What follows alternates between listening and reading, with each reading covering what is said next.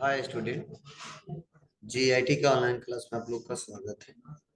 और आज की क्लास हम लोग जानने वाले हैं कि यह अकाउंट्स होता क्या है और अकाउंट्स के कितने टाइप्स हैं, किस टाइप का क्या रूल है। वह आज की क्लास में हम लोग एक एक करके स्टेप बाय स्टेप सीखेंगे, समझेंगे और जानेंगे। तो चलिए हम लोग एक एक करके समझते हैं इसके बारे में। तो ध्यान देना सभी लोग। हमने बोला था आपको टाइप्स ऑफ अकाउंट पढ़ के आइएगा। बोलो। लेकिन टाइप्स ऑफ अकाउंट से पढ़ने से पहले थोड़ा सा हम अकाउंट के बारे में जान लें, यह होता क्या है। देखिए यहाँ पे अकाउंट में ये पहला मैंने आपको बताया नहीं था, बिजनेस से स्टार्ट किया था। क्यों? क्योंकि जब तक ये समझाता नहीं तब तक आपको समझ में नहीं आता। आज समझ में आएगा। देखो बताया जा रहा है अकाउंट मतलब अकाउंट क्या होता है। बताया जा रहा है अकाउंट किसी बिजनेस के ट्रांजैक्शन का एक ऐसा स्टेटमेंट है। ध्यान से सुनना। अकाउंट किसी बिजनेस के ट्रांजैक्शन का एक ऐसा स्टेटमेंट है जिसका प्रभाव किसी पार्टिकुलर एसेट्स पे पड़ता है, लायबिलिटीज, एक्सपेंस या इनकम पे पड़ता है। याद करो हमने पढ़ाया था आपको शुरू में, ठीक है, कि हम लोग क्या करेंगे, जो भी अकाउंटिंग करेंगे हमारे 5 नाम आएंगे: एसेट्स, इनकम, एक्सपेंस, ठीक है, कैपिटल, लायबिलिटी। ठीक है, तो यही बोला गया है कि अकाउंट किसी भी बिजनेस के ट्रांजैक्शन का एक ऐसा स्टेटमेंट होता है, चाहे कोई भी बिजनेस हो। ठीक है, अगर आप लेन देन कर रहे हो, सौदा कर रहे हो, ट्रांजैक्शन कर रहे हो, उसका एक ऐसा स्टेटमेंट होता है जिसका प्रभाव किसी पार्टिकुलर एसेट्स मतलब संपत्ति पे पड़ता है। फिर से बता रहा, लायबिलिटी व्यापार के कर्ज पे पड़ता है, एक्सपेंस व्यापार के खर्चे पे पड़ता है, इनकम व्यापार के आय पे पड़ता है, जैसे cash account, bank account, etc.. मतलब कभी कैश घटेगा, कभी बढ़ेगा, बैंक में बैलेंस कभी बढ़ेगा, कभी घटेगा, और भी बहुत सारे क्वेश्चन आ सकते हैं। तो आज के बाद से अगर कोई पूछे तो जवाब दे जाओगे ना? क्या बताओगे? कोई पूछे अकाउंट क्या होता है, बताना। अकाउंट किसी भी बिजनेस का, देखिए, एक ऐसा स्टेटमेंट होता है। और किसी बिजनेस का ऐसा स्टेटमेंट कब तैयार होगा? जब हम कोई ट्रांजेक्शन करेंगे, जब कोई लेन देन करेंगे। ना कोई लेन देन करेंगे ना कोई स्टेटमेंट तैयार होगा। ठीक है, तो ये बोला गया है कि किसी भी बिजनेस का ट्रांजैक्शन का एक ऐसा स्टेटमेंट होता है जिसका सीधा प्रभाव, और कोई भी ट्रांजैक्शन करेंगे, लेन देन करेंगे, उसका सीधा प्रभाव पड़ेगा कहाँ कहाँ पे? व्यापार के संपत्ति पे, व्यापार के कर्ज पे, व्यापार के खर्चे पे, व्यापार के आय पे। और यह सब एडजस्ट करने के बाद से तो लास्ट में जब निकलेगा तो पड़ेगा किस पे? कैपिटल। बोलो।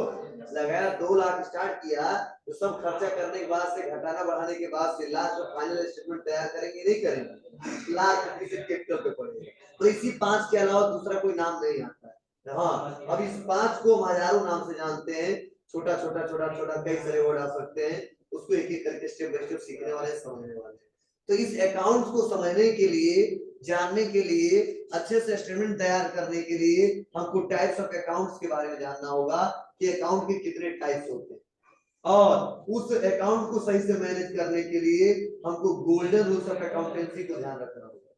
ठीक है, गोल्डन रूल्स ऑफ अकाउंटेंसी को ध्यान देना होगा। अगर यह दोनों आ गया तो अच्छे से आप काम कर लेना होगा। और आज ही का मेन टॉपिक है, और आज ही लड़के एब्सेंट है। कलर नोट्स दे दी, उससे खुश हो गए, चलो कोई बात नहीं। बताइए, आज नहीं है, पर आज अगर सवाल एक भी हल करके दिखा दिया, रूल पढ़ा दी, तो पूरा क्लास उसको समझ नहीं। मतलब अभी तक जो लड़का नहीं आया है, पर आज अगर आ गया है तो भी उसको लगभग 95% समझ में आएगा। 10% नहीं, मतलब 5% नहीं समझ में आएगा। लेकिन अगर आज नहीं आया तो समझ जा बहुत दिक्कत होगी। हाँ, तो क्या लोग थे, लेकिन नुकसान होने दो, वीडियो देखेंगे। चलिए, कोई बात, तुम्हें क्या करना, तुम इतना मेहनत से आए हो ना। वो चिंता है दूसरे की।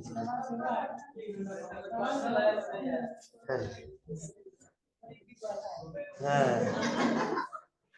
चलिए, ठीक है, अच्छा है, दिल वाला है तो आ गए सब।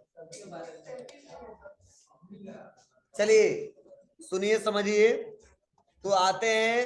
तो देखो अब हम लोग समझने वाले हैं क्या, टाइप्स ऑफ अकाउंट। अकाउंट पता चल गया, अकाउंट क्या होता है। अब अगर हम कहें टाइप्स ऑफ अकाउंट, तब आप लोग दिमाग लगाओ जी, अकाउंट के टाइप प्रकार पढ़ने वाले हैं। तो बताया जा रहा है कि एक होता है पर्सनल अकाउंट। क्या होता है? Personal account. तो आप लोग घर से पढ़े होगे तो अच्छा है, नहीं पढ़े हो तो मैं पढ़ा रहा हूँ, ध्यान दीजिए। लेकिन आज जो पढ़ा दे रहा हूँ ना, कल कैसे भी पढ़ के आना, पूछूंगा सबसे, मतलब आज से पूछना भी हमको। कहा जा रहा पर्सनल अकाउंट एक व्यक्ति के साथ उसके घरेलू होम बिजनेस डीलिंग से संबंधित होता है, और यह अकाउंट की नेचुरल पर्सन का या इंडिविजुअल किसी फर्म या कंपनी आदि का हो सकता है। चलिए पढ़ लेते पूरा, तो एक एक कर समझाएंगे। फिर से करा, यदि एक व्यक्ति बिजनेस से कुछ प्राप्त करता है, रिसीव एनीथिंग, तो वह रिसीवर कहलाएगा और बिजनेस में अकाउंट डेबिट होगा। और यदि एक व्यक्ति बिजनेस को कुछ देता है, गिव एनीथिंग टू बिजनेस, तब बिजनेस को गिवर और बिजनेस का अकाउंट क्रेडिट होगा। चलिए ये नहीं समझ रहा है, अब एक एक करके समझा रहे हैं। मतलब पहले तो आपको नाम से पता चलना चाहिए, पर्सनल अकाउंट मतलब यह है व्यक्तिगत खाता। क्या होता है पर्सनल अकाउंट? मतलब क्या होता है? व्यक्तिगत खाता। यही बोला गया है कि पर्सनल अकाउंट व्यक्ति के साथ घरेलू बिजनेस, मतलब किसी व्यक्ति का नाम आ सकता है, किसी फर्म का आ सकता है, किसी बिजनेस का नाम आ सकता है, ठीक है, उससे संबंधित होता है। और यह अकाउंट किसी पर्सन या इंडिविजुअल, किसी फर्म या कंपनी का हो सकता है, किसी एक व्यक्ति का हो सकता है इंडिविजुअल, किसी फर्म का हो सकता है, किसी कंपनी का हो सकता है आदि। और फिर से क्या बोला जा रहा है, यदि एक व्यक्ति बिजनेस से कुछ प्राप्त करता है, ठीक है, तो उसका अकाउंट क्या होगा? डेबिट होगा। और अगर कुछ देता है तो उसका अकाउंट क्या होगा? क्रेडिट होगा। अब कैसे होगा, थोड़ा सा मैं हिंट देता हूं। मतलब इतना समझ जाओ कि अगर वो देने वाला है, कौन? सामने वाला, चाहे फर्म हो, चाहे कोई कंपनी का नाम हो, चाहे एक इंडिविजुअल किसी पर्सन का नाम हो, अगर सामने वाला देने वाला है मेरे व्यापार को, ठीक है, गिवर है, तो उसके अकाउंट को हमेशा करेंगे क्रेडिट। क्या करेंगे? क्रेडिट। और अगर मेरे सामने वाला रिसीवर है, पाने वाला है, तो उसके अकाउंट को हमेशा करेंगे डेबिट। आपको तो क्या पाएगा क्या देगा, अभी हम क्वेश्चन समझेंगे तो अच्छे समझेंगे। बस इतना समझना कि पर्सनल अकाउंट में अगर देने वाला हो तो उसे करते हैं क्रेडिट, अगर पाने वाला है तो उसे करते हैं डेबिट। ये लिखा गया है, रिसीव एनीथिंग, मतलब कोई पर्सन है, कोई फर्म है, कोई ठीक है कंपनी है, रिसीव एनीथिंग, अगर कुछ पाता है वह, तो उसका अकाउंट क्या होगा? डेबिट होगा। और अगर गिव एनीथिंग टू बिजनेस, और हमारे बिजनेस को कुछ देता है तो क्रेडिट होगा। तो इसलिए इतना लंबा याद नहीं करना है, बस देख लेना, देने वाला है तो क्रेडिट, अगर लेने वाला है तो डेबिट। उसी बोला गया गिवर और रिसीवर, गिवर है तो क्रेडिट, रिसीवर है तो डेबिट। अब कैसे डेबिट और कैसे क्रेडिट, अभी हम गोल्डन रूल से और अच्छे समझेंगे। बस इतना समझिए, अगर कोई पूछता है पर्सनल अकाउंट, तो पर्सनल में किसी व्यक्ति से संबंधित, किसी फर्म से संबंधित, किसी कंपनी से संबंधित नाम आ सकता है, तो हम डिसाइड क्या करेंगे, यह पर्सनल अकाउंट है। आगे बढ़े, अगला है रियल अकाउंट। अब देखो रियल अकाउंट में क्या बताया जा रहा है, इसके अंतर्गत वे सभी अकाउंट आते हैं, ध्यान से सुनना, इसके अंतर्गत वे सभी अकाउंट आते हैं जो किसी एसेट से संबंधित होते हैं। किससे संबंधित होते हैं? एसेट्स। और एसेट्स मत पूछना सर क्या होता है। और यदि एसेट्स बिजनेस में आता है तो उसको डेबिट करते हैं, और अगर व्यापार से जाता है तो उसे क्रेडिट करते हैं। अब समझना, मतलब व्यापार में जितने संपत्ति है सब रिलेटेड अकाउंट, कौन से अकाउंट? पर्सनल, रियल अकाउंट, ठीक है। और व्यापार में अगर एसेट्स आता है तो क्या करेंगे? डेबिट, अगर जाता है तो क्रेडिट। चलिए अब क्वेश्चन ये कैसे होगा? तो चलो सपोज मान लो हम क्या किए, हम प्रोजेक्टर खरीद ली। क्या खरीद ली? प्रोजेक्टर। तो प्रोजेक्टर खरीदेंगे तो व्यापार में आएगा कि जाएगा? आएगा। प्रोजेक्टर क्या है? एसेट्स है, संपत्ति है, इसलिए प्रोजेक्टर आ रहा है तो उसको डेबिट कर देंगे। और प्रोजेक्टर खरीदेंगे तो मान लो नगद खरीद रहे हैं तो कैश देंगे ना। कैश क्या है? एसेट्स है। तो कैश जब प्रोजेक्टर खरीदे तो कैश आएगा कि जाएगा? जाएगा। तो उसको क्या कर देंगे? क्रेडिट कर देंगे। हमने कंप्यूटर खरीदा तो कंप्यूटर जब खरीदेंगे तो व्यापार में आएगा कि जाएगा? आएगा। तो कंप्यूटर को डेबिट कर देंगे। और हम कैश दिए तो कैश आएगा कि जाएगा? जाएगा। तो उसको क्रेडिट कर देंगे। समाया? मतलब यही बोला गया है कि वो संपत्ति डिक्रीज हो तो उसे कर देंगे क्रेडिट, और वह संपत्ति अगर इंक्रीज हो तो उसे कर देंगे डेबिट। सिंपल सा मतलब। क्लियर है? चलिए आगे बढ़ते हैं। और अगला है नॉमिनल अकाउंट। और नॉमिनल अकाउंट से बताया जा रहा है यह अकाउंट्स बिजनेस के एक्सपेंस, इनकम, गेन, लॉसेस से संबंधित होते हैं। और यदि बिजनेस में बिजनेस को चलाने, रन, मैनेज करने के लिए एक्सपेंस होता है तो उस एक्सपेंस का अकाउंट क्या होता है? डेबिट होता है। और यदि बिजनेस में कोई सर्विस प्रोवाइड करने से या अथवा हायर बिजनेस एसेट से इनकम होती है तो उस इनकम का अकाउंट क्या होता है? क्रेडिट होता है। अब चलिए समझिए इसको। मतलब बोला गया है कि नॉमिनल अकाउंट में कौन कौन से खाते आएंगे? आय व्यय संबंधित खाते, मतलब जितने एक्सपेंसेस के अकाउंट होंगे वो भी नॉमिनल होंगे, जितने इनकम के अकाउंट होंगे वो भी नॉमिनल होंगे, जितने प्रॉफिट के अकाउंट होंगे वो भी नॉमिनल होंगे, और जितने लॉस के अकाउंट होंगे वो भी नॉमिनल होंगे। बस यह देखना कि अगर वो खर्चा है और एक्सपेंस है या नुकसान हो रहा है, लॉस हो रहा है, तो उसको कर दो डेबिट। अगर इनकम है, ठीक है, तो उसको कर दो आप क्रेडिट। ठीक है, सिंपल सा मतलब है। हमने किसी को सैलरी दिया तो सैलरी खर्चा है, उसको डेबिट कर दो। समझे? किसी से सैलरी लिया, सैलरी हमारे व्यापार के लिए इनकम, तो क्रेडिट कर दो। समझे? सिंपल सा मतलब है। हमने एडवर्टाइजमेंट कराया, एडवर्टाइजमेंट मतलब प्रचार करवाया, खर्चा किया, एक्सपेंस कर दी, और कमीशन हमको मिल गया, रिसीव हो गया, इनकम हो गया। ठीक है, हम सेल्समैन को सैलरी दे दिए, खर्चा हो गया, और कस्टमर हमसे सामान खरीद लिया तो हमारा इनकम।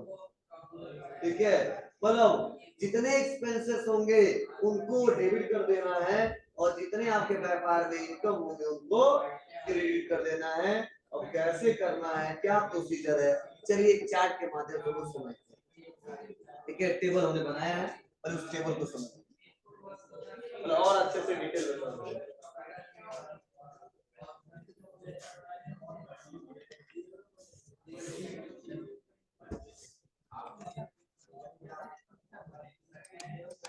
ए शांत रहो, देख लो थोड़ा ध्यान से। ये लिखा गया है गोल्डन रूल्स ऑफ अकाउंटेंसी। देखो, अकाउंटिंग बेटर तरीके से वही कर पाएगा जिसको गोल्डन रूल अच्छे से याद होगा। मतलब गोल्डन रूल मतलब उसको अच्छे से डेबिट और क्रेडिट करना आना चाहिए। क्या आना चाहिए? अच्छे से डेबिट और क्रेडिट करना आना चाहिए, तो वह आप आसानी तरीके से अकाउंटिंग कर सकता है। तो देखो फिर से बताया जा रहा है ना, पर्सनल अकाउंट मतलब व्यक्तिगत खाता। अब व्यक्तिगत खाता में क्या क्या आ सकता है जी?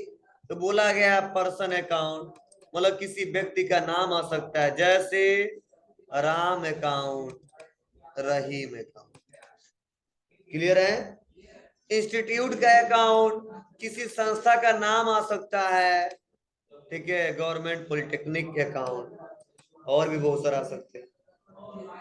फर्म अकाउंट किसी फर्म का नाम आ सकता है, जैसे अमित ट्रेडर्स, सुरेश ट्रेडर्स, पीके ट्रेडर्स, एएसके ट्रेडर्स, इसी पे तो सारा एग्जांपल दिए, ठीक है। अब कह रहा है उसके अलावा किसी कंपनी का नाम आ सकता है, जैसे HP India private limited, Dell, Acer, etc, कई सारे। क्लियर है।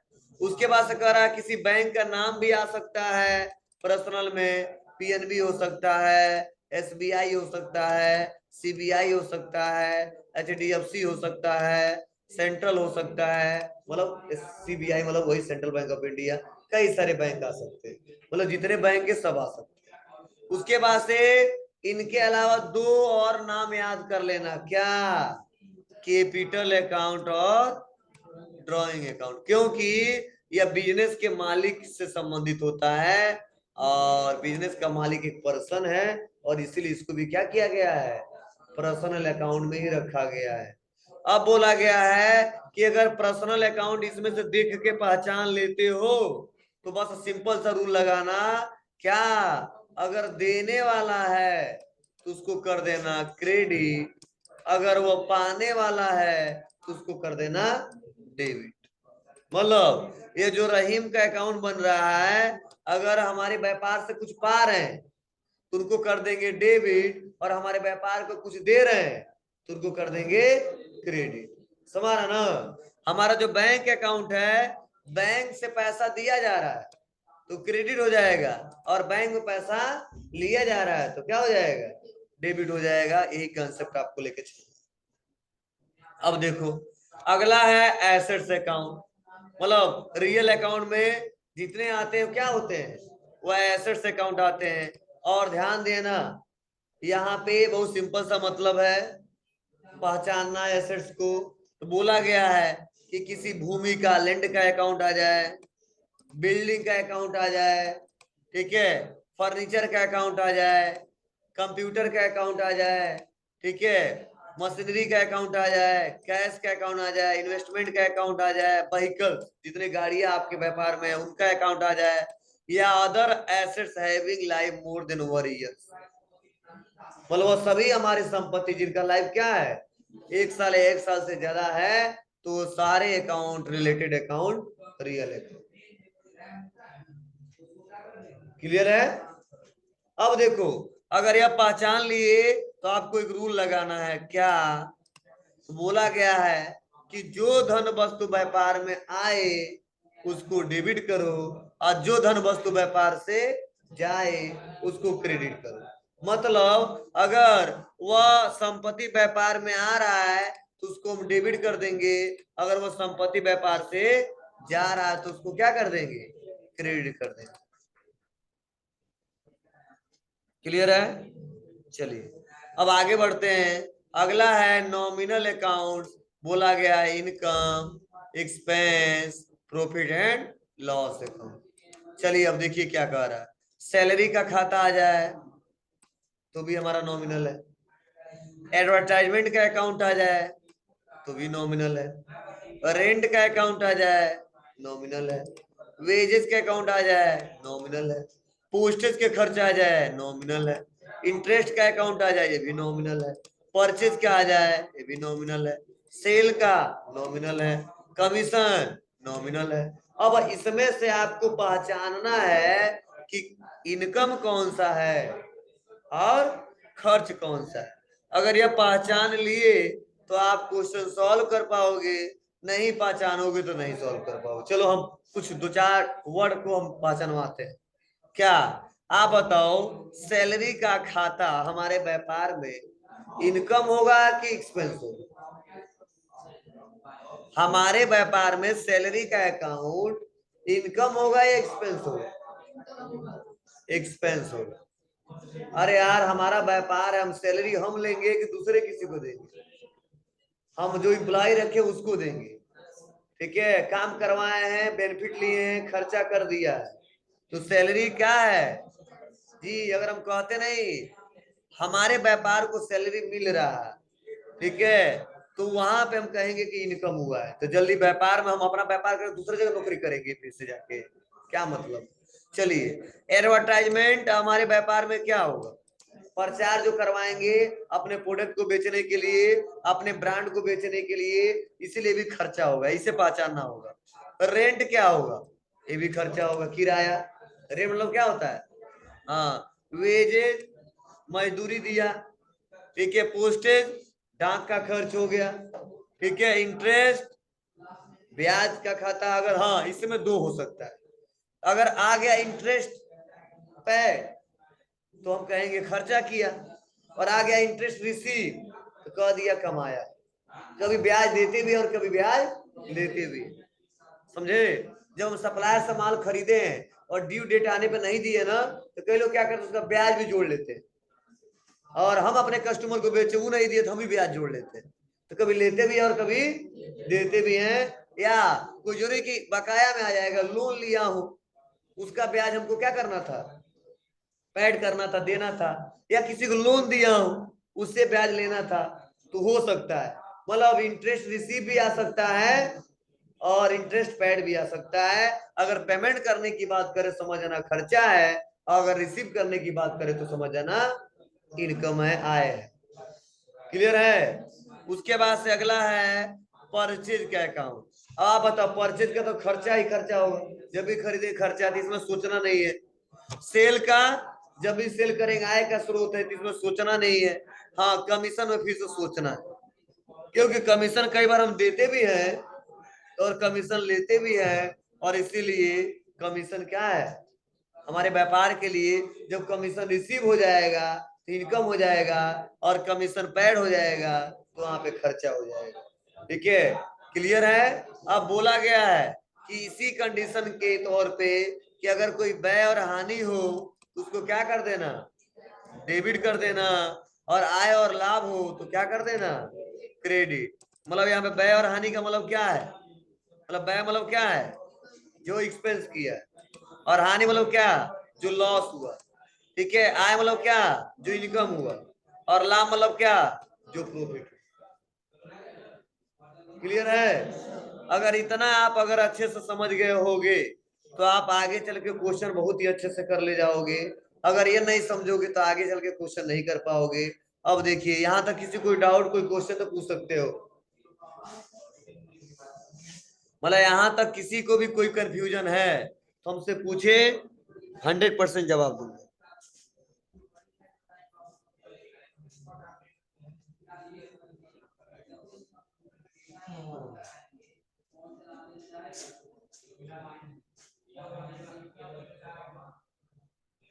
बताइए, अकाउंट से रिलेटेड कोई क्वेश्चन है, अगर अकाउंट से रिलेटेड कोई क्वेश्चन है तो बोलिए।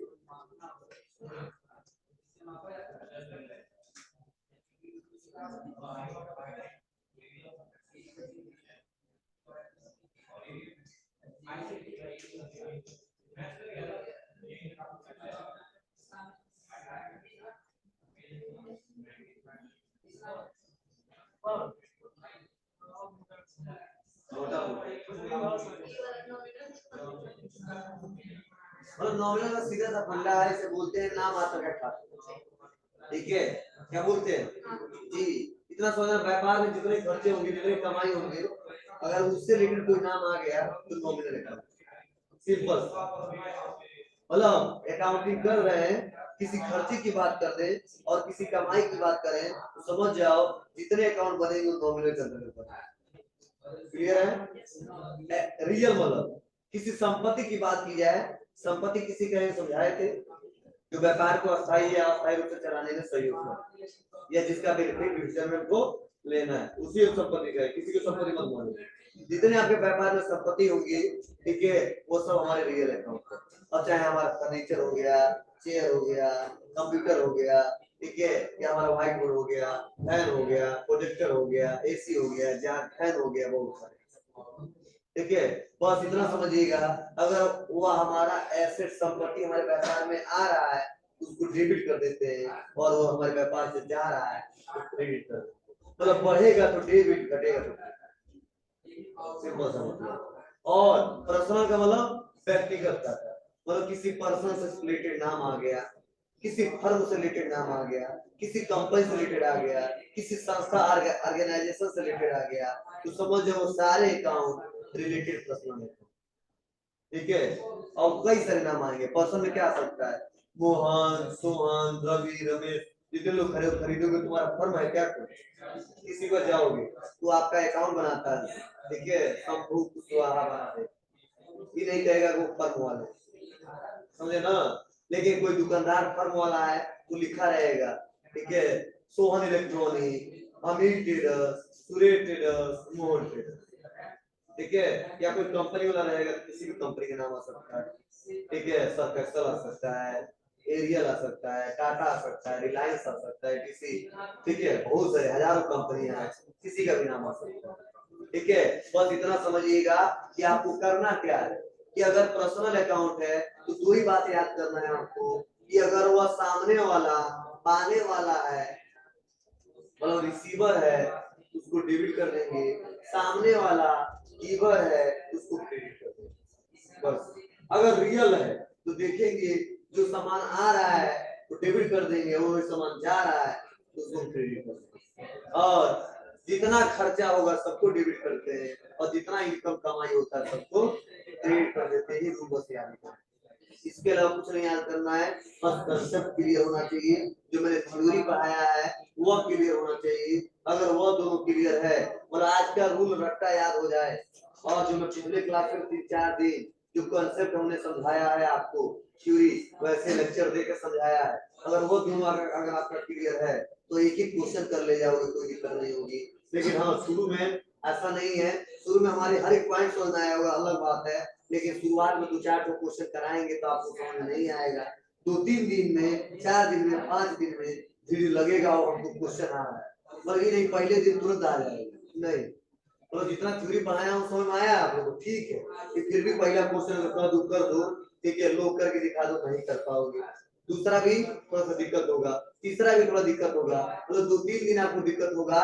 धीरे धीरे जब ये रूल याद हो जाएगा और पीछे वाला कंसेप्ट क्लियर हो जाएगा तो आप फ्लो में आ जाओगे और मैक्सिमम क्वेश्चन सॉल्व कर लेंगे।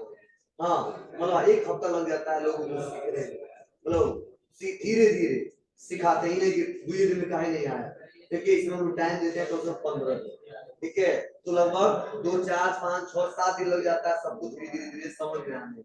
कुछ लोग 2-3 दिन हमें नहीं लगे, तो हाँ मतलब क्या पंखा वाला नहीं, तो कुछ समझ में नहीं है, ठीक है, तो लगेगा सर क्या कर रहे हो, कहाँ से डेबिट हो गया, कहाँ से क्रेडिट हुआ, कहाँ कहाँ जा रहे हो, किससे अकाउंट बना रहे हो, तो 2-3 दिन दिक्कत होगी। हाँ, जो अच्छे से समझे थोड़ा सा, ठीक है, कंसेप्ट को क्लियर किए तो आज पहले दिन से समझ में आ जाएगा, या 1-2 दिन उनको भी लग जाएगा क्वेश्चन मतलब सही सही बनाने, ठीक है। तो ज्यादा परेशान होने की जरूरत नहीं है, सबको आएगा। एक हाँ 15 दिन की क्लास चलता है, जो 1 हफ्ते में सीख लेगा समझ जाओ, उसके बाद 15 दिन जो क्लास पढ़ाऊंगा इसका 7 दिन और उसको अच्छे से समझ में आएगा। तो 1 हफ्ते में क्लास नहीं सीख पाएगा जो हम स्टार्टिंग में पढ़ाने वाले हैं, तो समझो 15 दिन का क्लास समझ नहीं आएगा, 15 दिन के बाद वाला क्लास, क्योंकि टॉपिक फिर अलग हो जाएगा, ठीक है, ध्यान दीजिए। तो पहले इसीलिए हम ज्यादा आपको नहीं बताते हैं, इसको पहले रखिए, किसको रखिए, ये कंठस्थ से याद करना, जिसे आपको a+b का होल स्क्वायर रटवाया गया है और उसके बाद से सवाल हल करवाया गया है, वैसे समझ जाओ ये एक फार्मूला है, ठीक है। जब तक ये फार्मूला आपको रटेगा नहीं, ठीक है, शुरू करो दिमाग लगाएंगे तो शुरू में दिमाग नहीं लगा पाओगे, तो शुरू में रट लो पहले, और रट के धीरे धीरे समझ समझ के दिमाग लगाना, आराम से, कोई दिक्कत नहीं होगी, फ्लो में आ जाओगे। तुम तो नहीं रटेंगे नहीं, सब याद हो गया है, ठीक है, तो मुझे लगता है शाम को भूल जाएगा। जैसे घर पे जाओगे खाना वाना खाओगे बनाओगे, थोड़ा सा फोन चलाओगे, दिमाग से निकल जाएगा, ठीक है, तो ध्यान देना, लगभग आपको रखना पड़ेगा, समझना पड़ेगा, ठीक है। तो एक बार जो मैं कंसेप्ट पढ़ाया हूँ, एक बार थोड़ा सा एक बार और वीडियो देख लेना, और एक बार वीडियो देखने के साथ साथ एक बार और आप लोग क्या कर लेना, इसको पढ़ लेना, और ऐसा पढ़ना कि आपको याद हो, ठीक है। जब तक याद नहीं होगा तब तक अच्छे से जवाब नहीं दे पाओगे। हाँ, इसमें सब रखने की जरूरत नहीं है, सर लिखवाया कि HP इंडिया प्राइवेट लिमिटेड रख गया, ठीक है, वो यहाँ पे एसर भी आ सकता है, लेनोवो भी आ सकता है, कैनन भी आ सकता है, ठीक है, ये समझदार जानते हो। अब बैंक का मतलब क्या है, बैंक रट जाए कि बैंक पर्सनल अकाउंट, अब बैंक हजारों है, ठीक है, कोटक हो सकता है, महिंद्रा हो सकता है, ठीक है, एचडीएफसी हो सकता है, आईडीएफसी हो सकता है, सीबीआई हो सकता है, एसबीआई हो सकता है, ठीक है, बीओबी हो सकता है, बैंक के हजारों नाम आ सकते हैं, ठीक है। तो परेशान नहीं होना है, आपको लगे कि हाँ बैंक अकाउंट है तो पर्सनल अकाउंट है। कंपनियों में हजारों नाम आ सकते हैं, तो किस किस कंपनी को रटोगे, कंसेप्ट क्लियर होना चाहिए। यहाँ व्यक्तिगत है तो दो ही बस जवाब देना है, देने वाला है तो क्रेडिट, पाने वाला तो डेबिट। अगर संपत्ति है, चाहे कंप्यूटर है, चाहे फर्नीचर है, चाहे चेयर है, चाहे कोई बिल्डिंग आ जाए, ठीक है, या प्लांट एंड मशीनरी आ जाए, कोई व्हीकल्स आ जाए, ठीक है, तो वो सब इतना दिमाग लगाएंगे, संपत्ति है तो रियल है, आ रहा है तो डेबिट करो, जा रहा है तो क्रेडिट, और खर्चा है तो डेबिट करो, और कमाई है तो क्रेडिट करो, और कुछ सीखना है।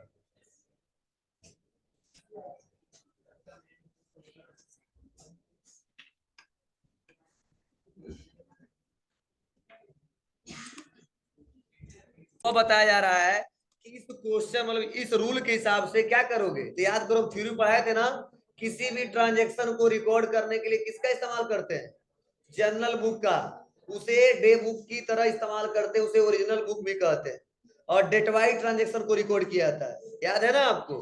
तो चलिए वही फिर से यहाँ पे आ गया है, जनरल एंट्री से बोलते हैं जनरल एंट्री। हाँ, जब भी जनरल बोलेंगे तो जी यानी यार एल मत लिखना, जनरल वाला यह जनरल लिखना, ध्यान देना। हाँ, तो यहाँ लिखा गया है अकाउंटिंग सिस्टम में किसी भी ट्रांजैक्शन को एनालाइज करके सबसे पहले जनरल बुक में रिकॉर्ड करते हैं, जिसे बुक ऑफ ओरिजिनल एंट्री भी कहते हैं। पर यूं करो सब, ये रामबाण दवा है, अगर यह चूक गए, यह नहीं कर पाए, तो आगे आप 3 महीने जो पढ़ाऊंगा कुछ भी समझ में नहीं आएगा। जनरल बहुत ही जरूरी है,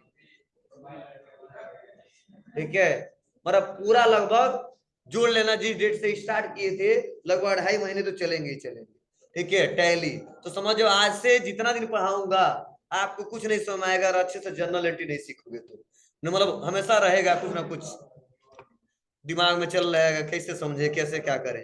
फिर से अगला है जनरल, एक डे बुक की तरह होता है जहां ट्रांजेक्शन को डेली रिकॉर्ड किया जाता है, और जनरल बुक में एंट्री 2 प्रकार से की जाती है। देखो यहाँ पे एक नया शब्द सीखने को मिला क्या, तो कोई भी क्वेश्चन है उसको रिकॉर्ड करते हैं तो जनरल में ही रिकॉर्ड करते हैं, लेकिन जनरल को रिकॉर्ड करने के लिए 2 तरीके, 2 मोड से, ठीक है।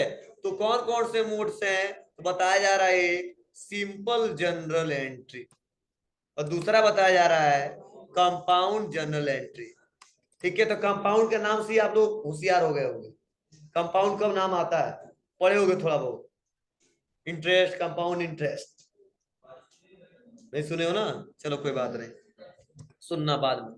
चलिए आज हम सुनते हैं सिंपल जनरल एंट्री। तो देखो सिंपल जनरल एंट्री के बारे में क्या बताया जा रहा है कि ऐसी जनरल एंट्री जिसमें केवल 2 ही अकाउंट प्रभावित होते हो सिंपल जनरल एंट्री कहलाती है, और जनरल बुक में सिंपल एंट्री करने का फॉर्मेट निम्नलिखित होता है। अब यह समझ में नहीं आएगा उतना, ठीक है, अब हम क्वेश्चन करेंगे कराएंगे तो समझ आएगा, बस इतना समझो। लिखा गया है ऐसी जनरल एंट्री जिसमें केवल 2 ही अकाउंट प्रभावित हो, मतलब जैसे जो हम क्वेश्चन करेंगे, जो सौदा करेंगे, जो लेन देन करेंगे, उसमें बस 2 ही लोग होंगे, इतना पता है। इन्वॉल्व कितने लोग होंगे, 2 लोग होंगे, लेकिन 2 लोग के अलावा क्वेश्चन करने के साथ साथ अकाउंट कई ठो बनते हैं।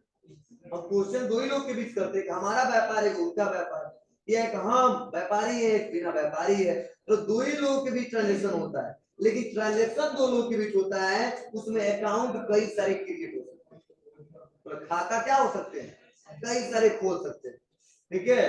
तो जब कई सारे खाते खुलेंगे तो ये बोला गया है कि ऐसा क्वेश्चन, ऐसा ट्रांजैक्शन, ऐसा सौदा जिसमें केवल 2 ही अकाउंट बनेंगे, कितने, 2, एक सुरेश एक मेरा व्यापार, एक बैंक एक मेरा व्यापार, एक कैपिटल एक मेरा व्यापार, एक कैश एक बिल्डिंग, मतलब केवल 2 से ज्यादा अकाउंट नहीं बनता है, तो ऐसे अकाउंट को बोलते हैं सिंगल जनरल एंट्री या सिंपल जनरल एंट्री, मतलब कह लो सिंगल भी बोलते हैं कि सिंगल जनरल एंट्री करने वाले। तो सिंगल मतलब एक रहेगा डेबिट और एक रहेगा क्रेडिट, बस इसके अलावा दूसरा कोई नहीं। ठीक है, ध्यान देना, जब भी कोई क्वेश्चन करना और आपको लग रहा है उसको 2 अकाउंट ही बन रहा है, उससे ज्यादा नहीं बन रहा है, अब पूरा क्वेश्चन खोल चुके हैं, तो समझ जाना इसको कहाँ रिकॉर्ड करना है, सिंपल में। और सिंपल में रिकॉर्ड कैसे करते हैं बताया जाता है, सिंपल जनरल एंट्री का फॉर्मेट निम्नलिखित होता है। अब निम्नलिखित में क्या क्या दिया है तो देखो यहाँ पे बताया जा रहा है, क्या तो बताया जा रहा है यहाँ पे डेट, दूसरा पार्टिकुलर, तीसरा एलएफ, चौथा डेबिट, ब्लड लिखा है डीआर, तो डीआर को डीआर नहीं पढ़ेंगे, सीआर को सीआर नहीं पढ़ेंगे, ठीक है। हाँ ध्यान देना, पहले बता दे रहा है, नहीं तो तुम लोग डीआर हो, ठीक है, कहोगे डीआर सीआर, कौन डीआर है डीआर, कौन सीआर है सीआर, ठीक है। मतलब डेबिट को शॉर्ट में लिखते हैं डीआर और क्रेडिट को शॉर्ट में लिखते हैं सीआर, ठीक है।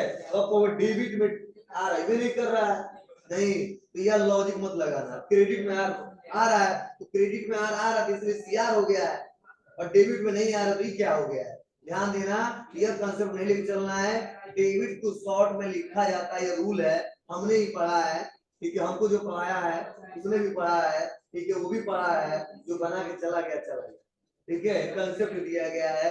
मतलब डेबिट को हम पढ़ेंगे डीआर और क्रेडिट को पढ़ेंगे सीआर, लेकिन ध्यान रहे कभी भी सीआर और डीआर आएगा तो किसी के सामने सीआर डीआर में पढ़ना, अकेले में पढ़ना ठीक है, ठीक है, अकेले में जैसे आ गया सीआर तो कहना सीआर है डीआर, लेकिन अगर कोई है कुछ पूछ रहा है और वहां पे उसके आगे लिखा है सीआर तो बोलना है ये अकाउंट क्रेडिट हुआ है, और किसी के सामने लिखा है डीआर तो बताना ये अकाउंट डेबिट हुआ है। मतलब आपकी जुबान से कभी भी दूसरे के सामने सीआर डीआर नहीं निकलना चाहिए, हमेशा क्रेडिट और डेबिट निकलना चाहिए, तो समझ जाएगा लड़का कितना पढ़ा लिखा है कितना।